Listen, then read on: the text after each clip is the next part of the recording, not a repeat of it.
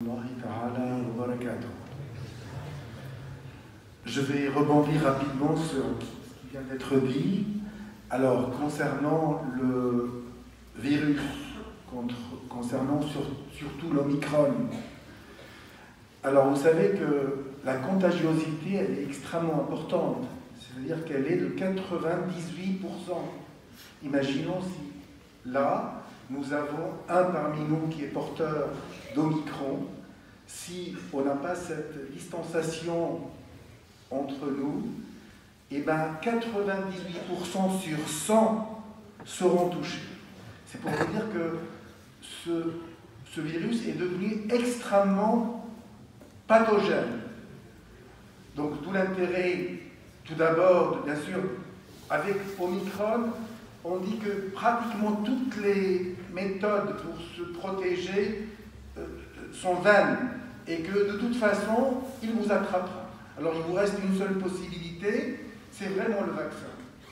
Bien sûr, on a vu récemment deux présentateurs de télévision qui étaient scientifiques, qui étaient contre le vaccin, et malheureusement, ils sont les deux jumeaux qui sont morts. C'est pour vous dire que ce virus, aujourd'hui, il a un seul traitement, et ce traitement, il est efficace. En tout cas, efficace, pas pour ne pas attraper cette pathologie, cette maladie, mais surtout pour éviter ce qu'on appelle le Covid grave, c'est-à-dire le Covid qui va vous pousser à être intubé dans un service de réanimation. Vraiment, je vous invite tous à tout d'abord se protéger et surtout à protéger les autres en vous faisant vacciner parce que le vaccin est efficace. Voilà, ça c'est vraiment très important. Je voudrais rebondir sur aujourd'hui à l'enterrement d'un jeune homme à Nice, Cadour, à Villeneuve-la-Garenne. Je vais assister à son enterrement juste après la prière. J'ai tenu à venir faire le cours aujourd'hui. Ces 5 jeunes à Villeneuve-la-Garenne qui sont morts le 24, le réveillon de Noël, alors qu'ils étaient en voiture, et il y a eu 3 morts sur le coup, sur le champ, et puis 2 qui étaient dans le coma, dont un d'ailleurs qui est toujours dans le coma, et puis le 3e, il a été débranché parce qu'il était en état de mort clinique, et croyez-moi, la responsabilité de dire à quelqu'un, un médecin, ok, je suis d'accord pour débrancher mon fils parce qu'il n'y a plus aucun risque, bien sûr, et qu'est-ce qu'il y a de plus important à quelqu'un que son propre fils? Rien. Alors, nous avons une lourde responsabilité. Quand vous êtes père, vous avez cette lourde responsabilité de protéger votre progéniture. Commencez par votre progéniture avant de protéger les autres. Alors, les accidents, bien sûr, on va dire c'est Dieu qui décide. Certes, c'est Dieu qui décide. Mais c'est à nous de faire tout le nécessaire pour essayer de protéger nos proches et notre progéniture. Je voudrais parler on va attaquer un cycle, on a fini le cycle des tumeurs, et comment se prévenir, comment se protéger, comment faire cette prévention primaire, secondaire et tertiaire. Et là, on va attaquer un cycle de tout ce qui concerne l'addiction. L'addiction, on va parler d'alcool, on va parler de drogue, on va parler d'héroïne, on va parler de cocaïne, on va parler de cannabis, et on va parler de tous les produits qui poussent nos jeunes à être addicts à un produit. Aujourd'hui, on va parler du cannabis. Pourquoi le cannabis? Je vais vous dire pourquoi. C'est très important, au-delà du fait que le cannabis, c'est un produit qui entraîne une dépression. Tous les gens qui prennent du cannabis finissent déprimés, avec un syndrome anxio-dépressif majeur. En dehors du cannabis, le cannabis révèle des pathologies psychiatriques.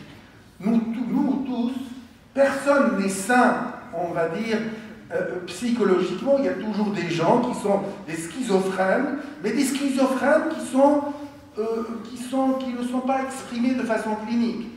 Chacun d'entre nous, il a un potentiel de schizophrénie, d'ambivalence, de maladies psychiatriques, et ces maladies psychiatriques sont révélées lors de la prise de cannabis.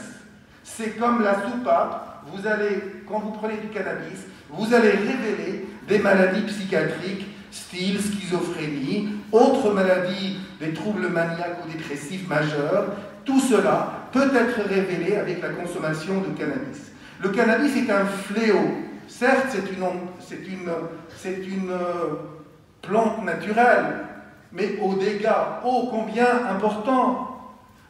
Aujourd'hui, on considère qu'en France, il y a 900 000 consommateurs quotidiens.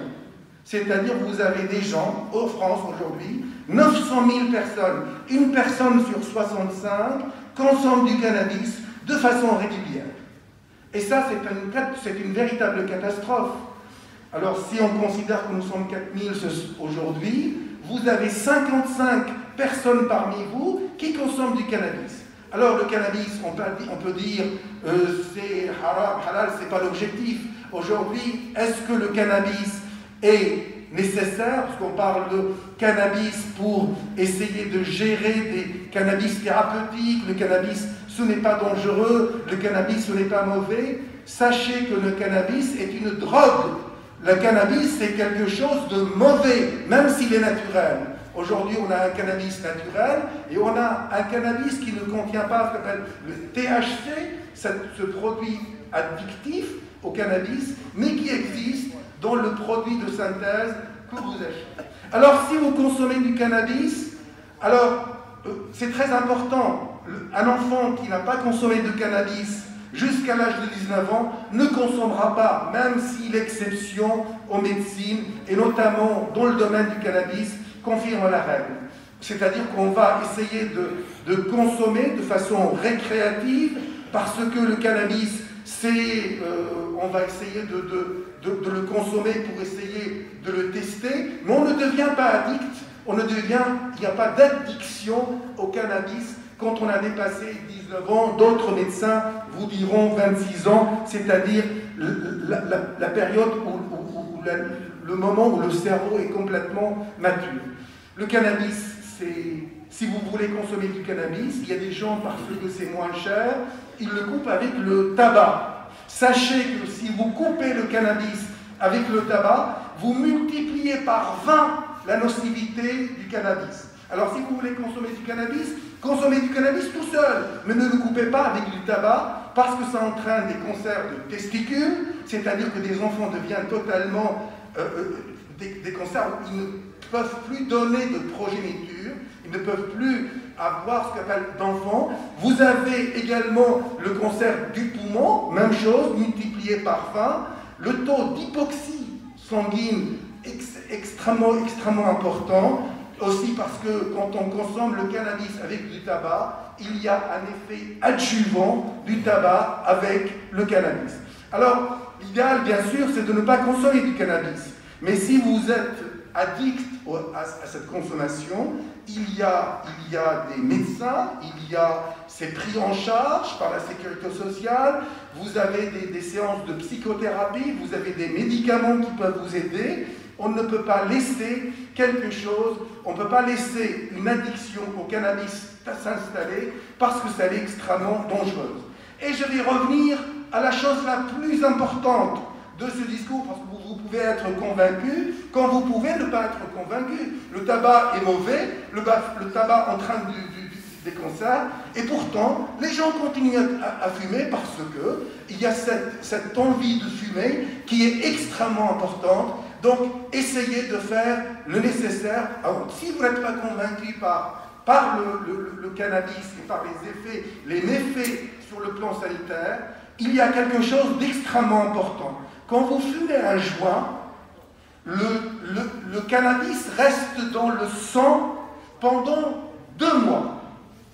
Et si, par malheur, vous prenez votre voiture, et ce qui s'est passé pour ces jeunes, vous avez un accident mortel, et bien vous êtes responsable, et l'assurance ne fonctionnera pas. Et pourtant, les effets, l'euphorie, le bien-être, ça va durer quoi? Ça va durer 1 heure, 2 heures, 3 heures, mais les effets sur le plan légal vont rester 2 mois. Et pendant 2 mois, même si vous n'êtes pas responsable de l'accident, vous êtes légalement responsable et aucune assurance ne fonctionnera et vous ne serez jamais indemnisé. Alors, si cela vous suffit pour ne pas fumer du cannabis, il faut réfléchir avant de consommer un joint, parce que c'est quelque chose qui me met hors de moi quand je vois l'effet dévastateur et surtout en expertise médicale du cannabis. Et les assurances tombent sur ça parce que c'est là. Ils ont tout gagné. Quand vous avez quelqu'un, quand vous êtes responsable d'un accident mortel ou d'un accident qui est en train de les blesser, pas un petit accrochage, il y a toujours un prélèvement sanguin.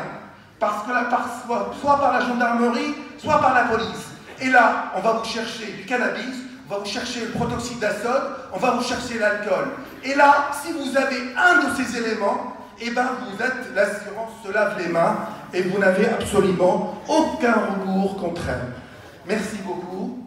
Je suis désolé d'avoir été long.